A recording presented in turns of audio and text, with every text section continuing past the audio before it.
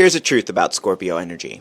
Every time you retell the story of how you were hurt, you hand the person the power to hurt you again.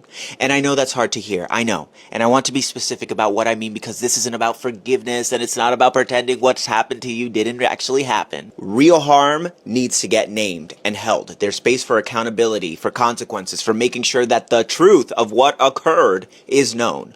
All of that is still real. What I'm talking about here, though, especially with this full moon happening in Scorpio on May 1st, is reclaiming the narrative, the story you've memorized, the version that plays over and over and over in your head at 2 a.m., the one that surfaces when someone new does something that reminds you of the old wound, the story that kept you alive, because putting it down feels like letting the person who hurt you off the hook. But here's what this full moon in Scorpio keeps bringing me back to.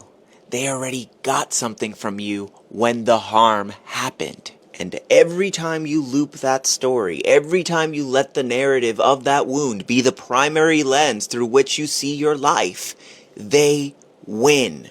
The wound reopens and the harm happens once again. The narrative extends it. Keeping that story alive isn't loyalty to what you went through. That's a second victory for whoever hurt you. The accountability still stands, the consequences still matter, and inside all of that, there's a question only you can answer. Where does my agency start? Outside of the story, outside of pointing at what they did, where does the part of me that's ready to move on actually begin? This Scorpio full moon on May 1st is asking for exactly that. The wound was real, absolutely, but you are more than the narrative of it. And both things can live together.